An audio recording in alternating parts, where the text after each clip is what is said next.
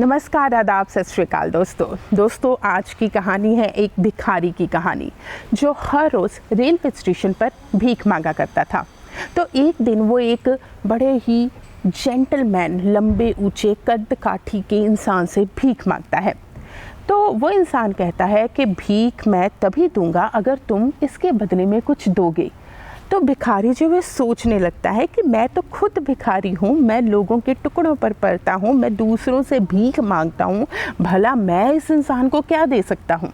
तो वो व्यापारी कहता है कि देखो, मैं तुम्हें भीख नहीं दे सकता क्योंकि मैं हूँ बिजनेसमैन, मैं कुछ दूंगा तो उसके बदले में लूँगा ज़रूर। तो इसलिए मैं तभी भीख दूंगा अगर तुम भीख के बदले में मुझे कुछ दोगे। तो भिखारी जो है वो सोचने लगता है कि मेरे पास ऐसा कुछ भी नहीं है जो मैं इस इंसान को दे सकूं। इतने में वो इंसान बिना भीख दिए चला जाता है। भिखारी 2 दिन तक सोचता रहता है कि आखिर मैं भीख के बदले में क्या दे सकता हूँ किसी को। तब उसकी नज़र पड़ती है फूलों पर। वह फूल तोड़कर चला जाता है। अगले दिन कोई भी उसे जब भीख देता है उसके बदले में वह एक सुंदर सा फूल उसे देता है। फूल को देखकर लोग खुश होने लगते हैं। बस फिर क्या था, फिर तो हर रोज़ वो सुबह बाग में जाता है, फूल तोड़ता है, रेलवे स्टेशन पर जाता है, लोग उसे भीख देते हैं, उसके बदले में वह सुंदर से फूल देते हैं। तो कुछ महीनों के बाद वो बिजनेसमैन, वो व्यापारी उसको फिर से मिलता है। तो भिखारी उसके पास जाता है और वह कहता है कि आज मुझे आपसे भीख चाहिए क्योंकि आज मैं आपको कुछ दे सकता हूँ। व्यापारी बड़ा खुश होता है, वो उसको भीख देता है। उसके बदले में भिखारी जो है एक सुंदर सा फूल उसको देता है। तो व्यापारी कहता है कि अरे वाह, मैंने तुम्हें भीख दी, उसके बदले में तुमने मुझे फूल दिया, यानी कि अब तुम मेरे जैसे बन गए हो। अब तुम भी व्यापारी बन चुके हो, अब तुम भिखारी नहीं रहे हो क्योंकि तुम कुछ ले रहे हो, उसके बदले में कुछ दे रहे हो। तो इसलिए आज से तुम भिखारी नहीं हो, तुम भी व्यापारी हो। तो ये बात जो है भिखारी के दिल को छू जाती है। वह सोचने लगता है कि अच्छा, मैं भी व्यापारी बन चुका हूँ क्या।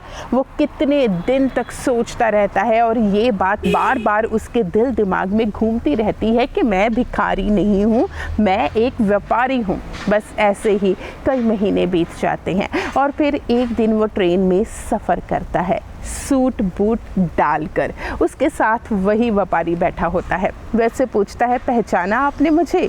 तो वो इंसान कहता है, नहीं, क्या हम पहले मिल चुके हैं क्या?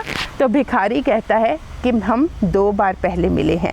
याद कीजिए, सबसे पहली बार मैंने आपसे भीख मांगी थी, तब आपने कहा था कि मैं तुम्हें भीख तब दूंगा अगर तुम इसके बदले में मुझे कुछ दोगे।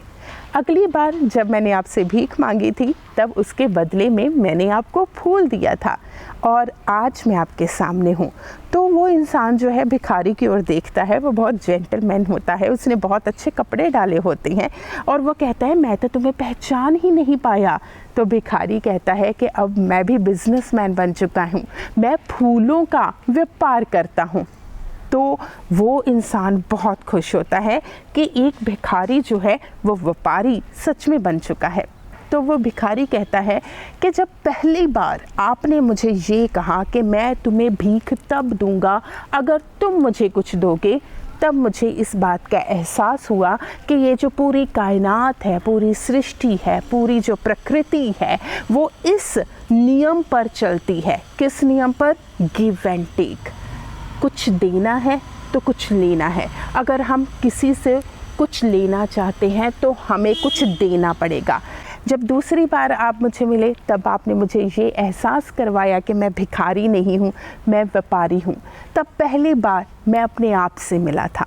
मुझे पहली बार अपने आप पर गर्व महसूस हो रहा था कि मैं भी कुछ हूँ और मैं कुछ कर सकता हूँ। पहली बार मैंने अपने आप को पहचान लिया था। तब से ही मैंने इस व्यापार में अपना कदम रखा था। तो ये कहानी थी एक भिखारी की, जिसकी ज़िंदगी को किसी इंसान की 2 बातों ने बिल्कुल बदल दिया था। तो इसलिए दोस्तों, हमेशा याद रखो, गिव एंड टेक।